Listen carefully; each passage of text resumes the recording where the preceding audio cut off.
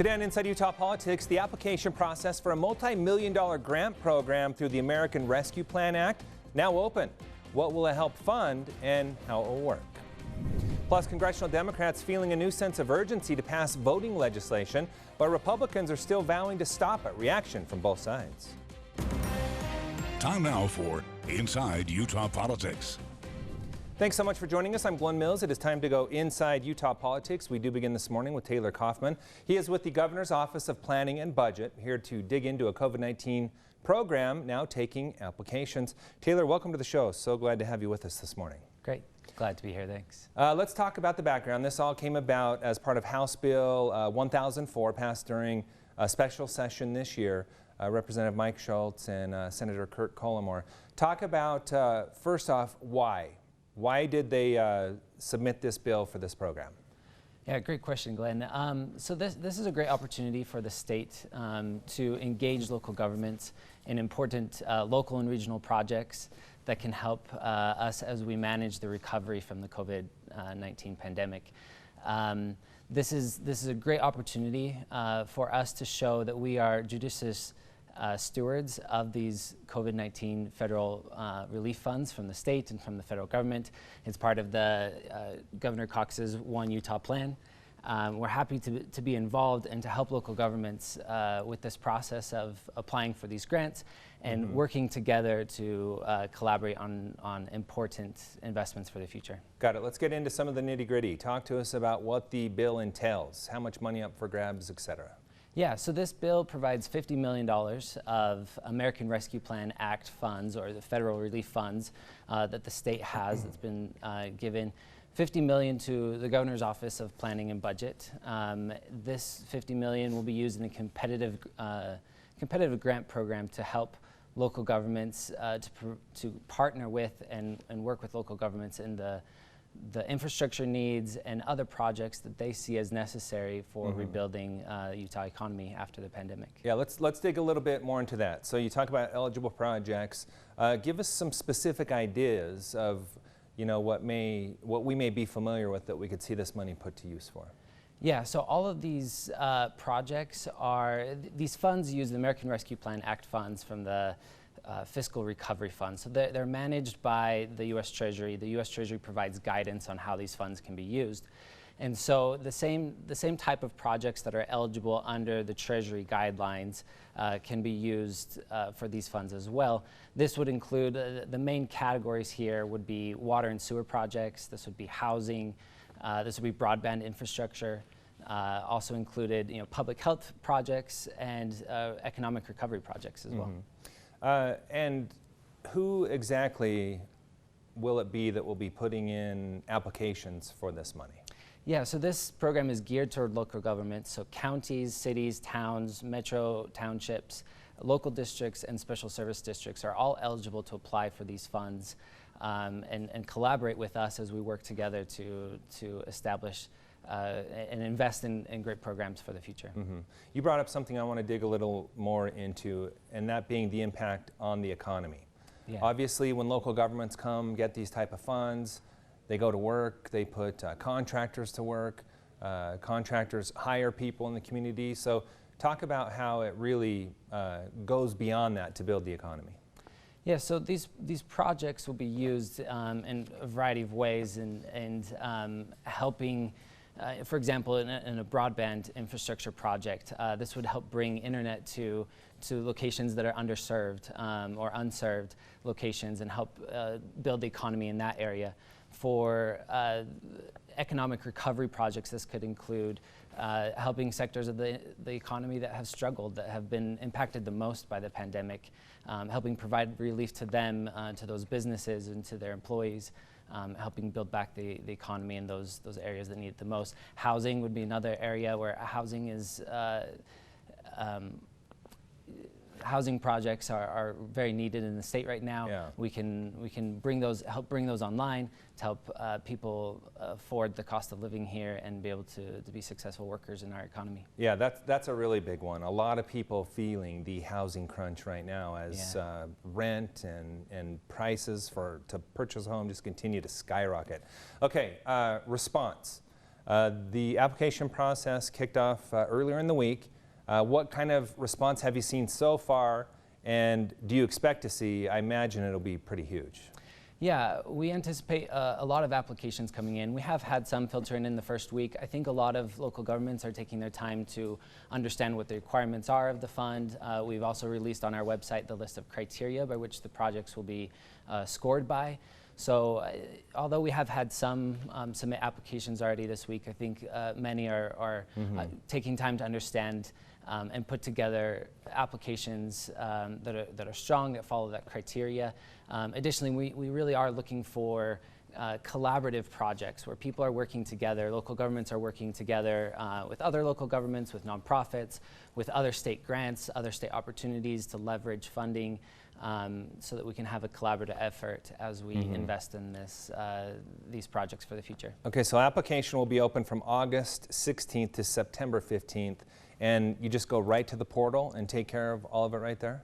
Yeah, the portal can be found at gopb.utah.gov, and local governments can create an account in the application portal, start an application, come back to it as they try to understand the questions and gather resources and submit it all online. Those will be received by our office. We'll review them.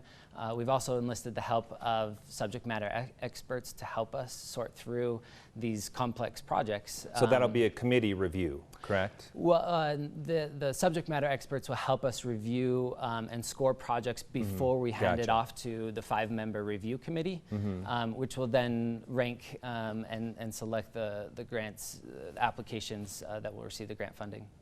And what are some of the bigger things they'll be looking for as far as the ones that they ultimately end up selecting? Yeah, I think, as I mentioned before, collaboration. We really are looking for governments to collaborate together to show that their project can be a multi-generational project, that it provides long-term benefits to their communities, that it can help serve those that were impacted most by the COVID-19 pandemic. So this collaboration and a focused approach, long-term benefits to their project. Okay, so the committee will be reviewing those in between September 15th and October 15th, and then what will happen after that? After that, the review committee will present, our office will present the review committee selections to the legislature's Executive Appropriations Committee. After that point, sometime in November, we will notify local governments that have been selected for this grant program and begin awarding those funds so that they can begin working on those important projects. Okay.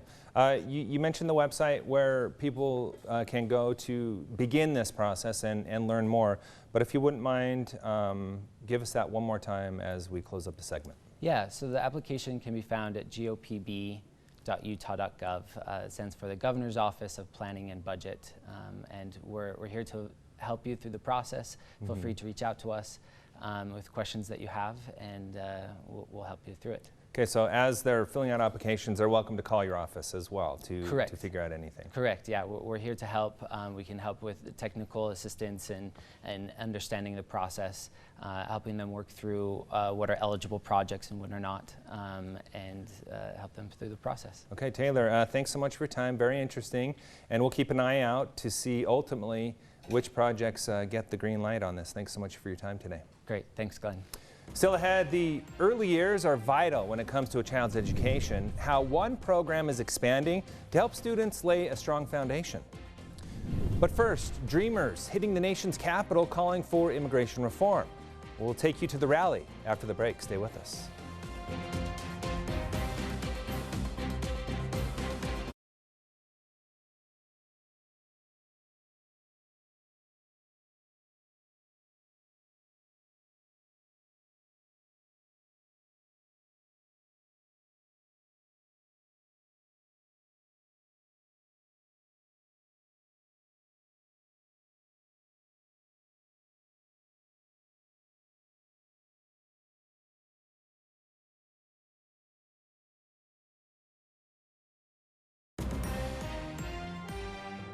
House Democrats are ramping up their efforts this week to pass a new Voting Rights Act. They argue the release of new census data that will impact how states draw congressional districts upped the ante to protect all voters' access to the ballot. But Republicans continue to oppose any Democratic legislation. Washington correspondent Jesse Tenor reports on the battle.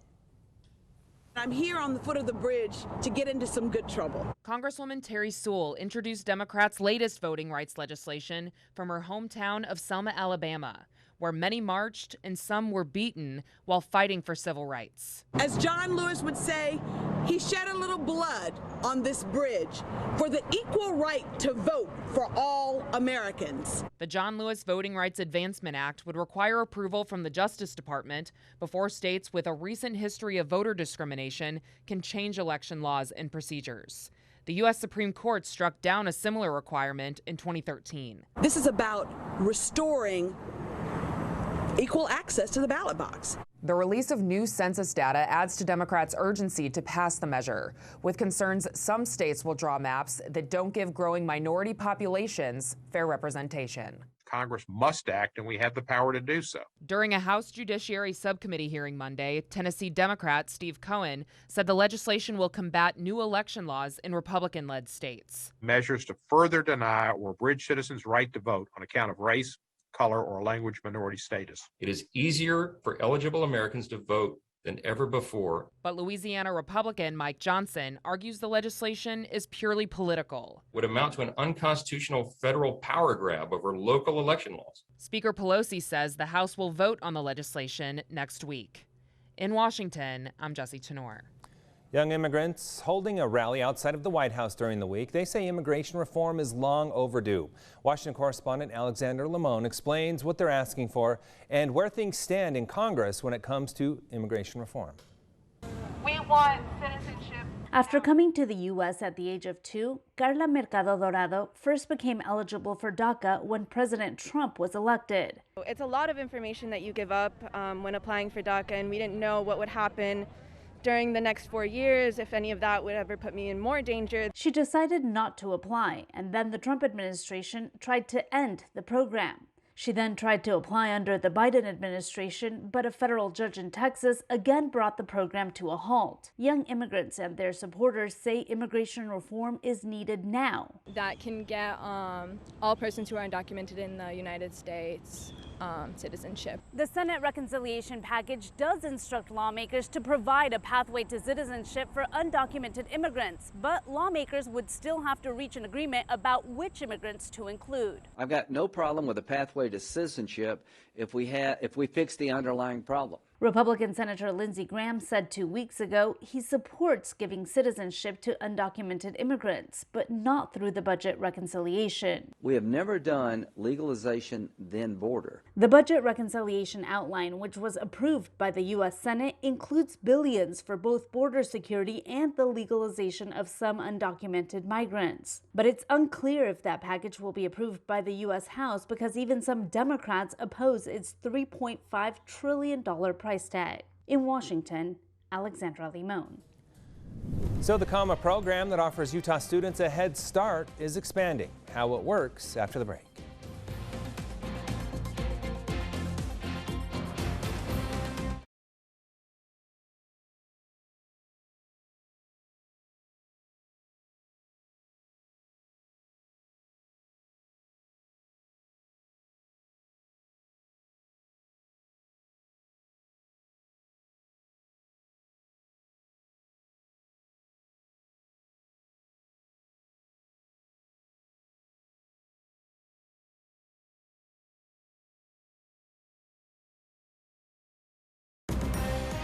You're watching Inside Utah Politics.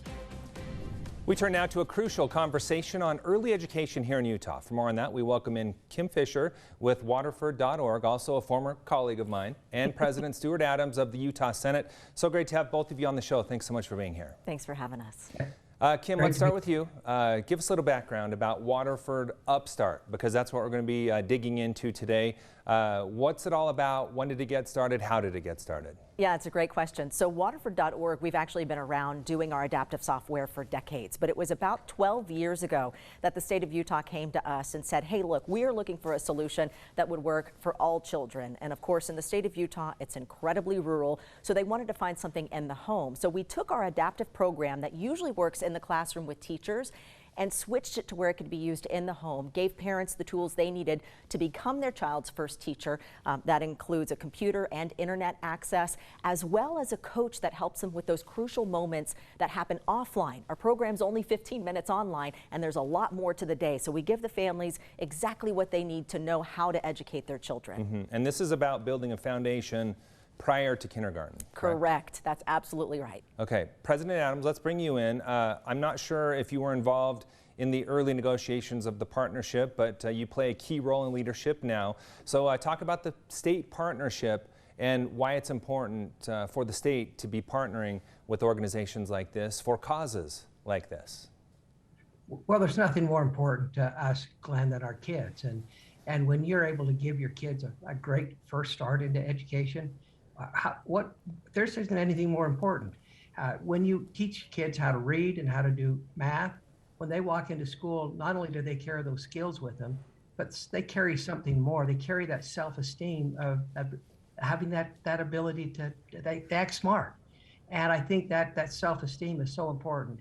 Probably one of the most important things we can give to our kids as they go through, because they start on a solid foundation. The rest of their years, all 12 years plus their college, will be built on those first few days or first few moments in the classroom when they feel like they can actually accomplish something. Let's talk about pandemic challenges. Kim, specifically with Waterford Upstart program. I would imagine in a lot of ways this program was actually made perfectly for a time like this. Yeah, you know, and it was something we've been doing for 12 years. So when, you know, COVID hit and things kind of all went into the home, our program was already made for this. And so, yeah, right when COVID hit, we made it a point to start some summer programs. It started last summer with our summer learning path. We were able to go into the home in multiple states and provide our program to these families as kind of like a booster before their children entered kindergarten this past year. And we did it again this summer.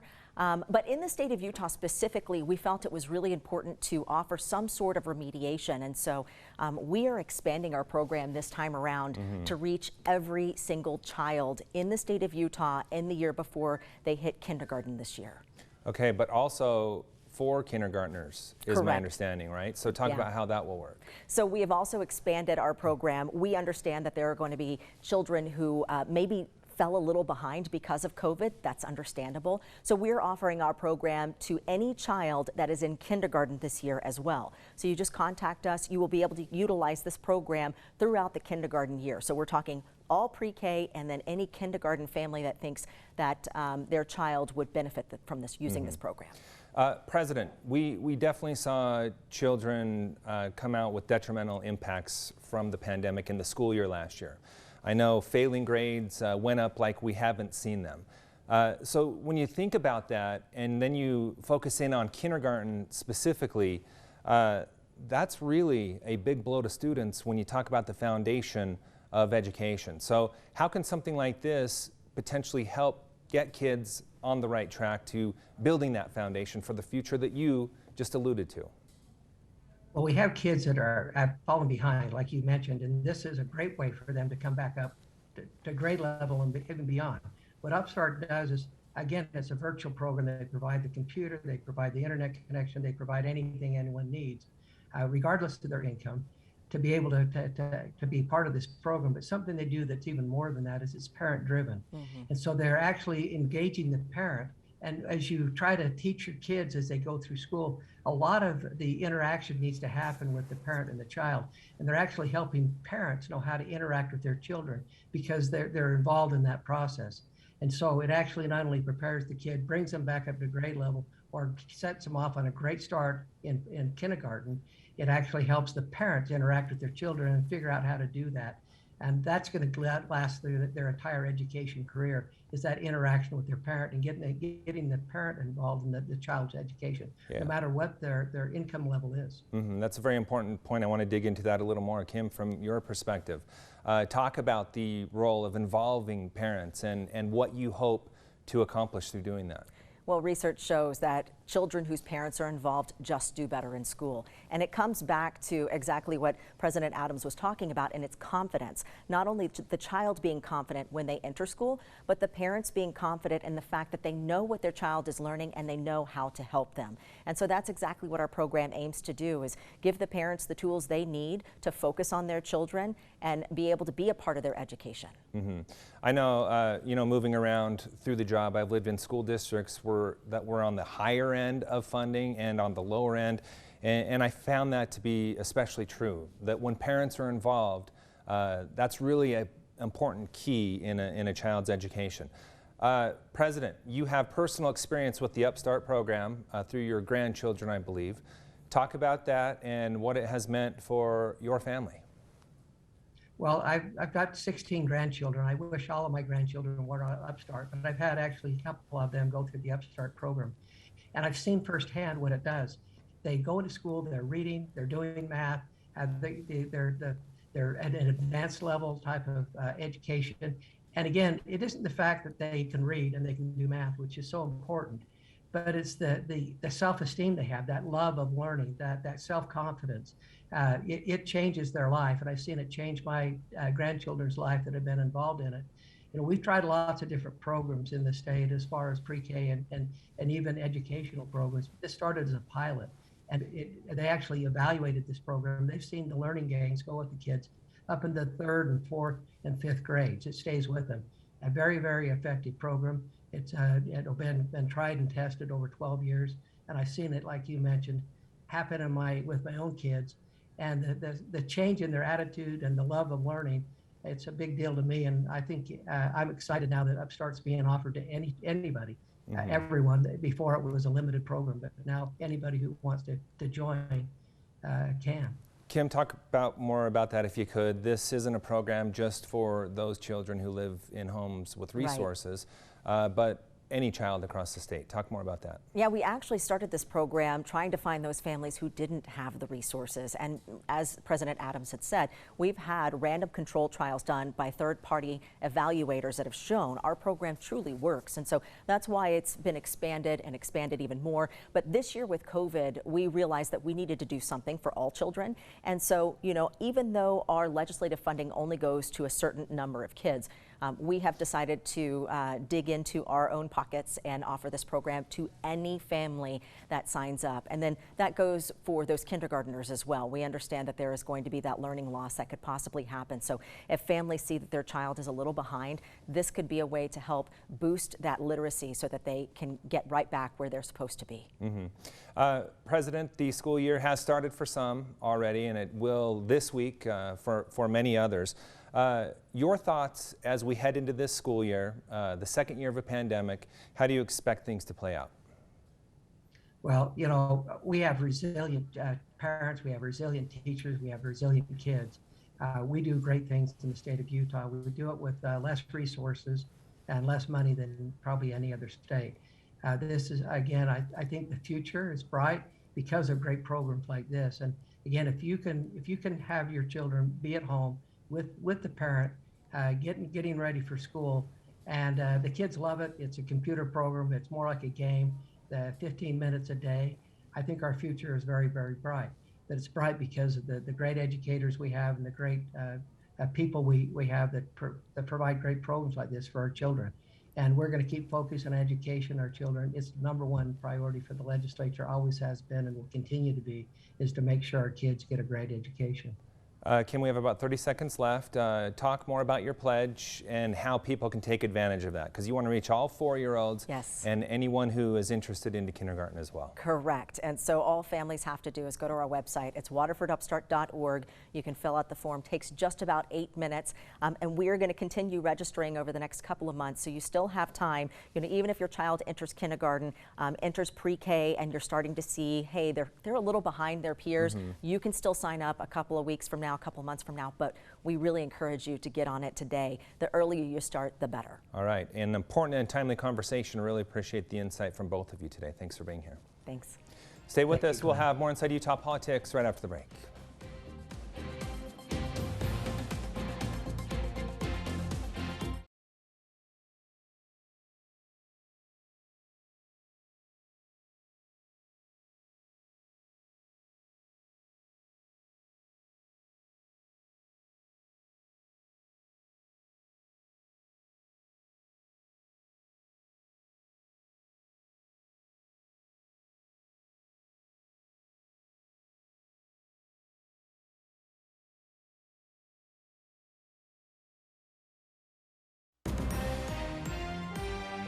We'll leave you now with a look at what's on the radar in the world of politics. Congress currently in recess. The Senate returns Monday, September 13th. The House follows Monday, September 20th. Also, the municipal election is set for Tuesday, November 2nd. Make sure to connect with me on social media. I'd like to know what you think of this show and other issues important to you. You can also email me at InsideUtahPolitics@abc4.com. Jump on Twitter and Facebook and interact with me there as well. Just search Glenn Mills ABC4. Thanks so much for making us part of your Sunday morning. We hope to see you again next week as we go inside Utah politics.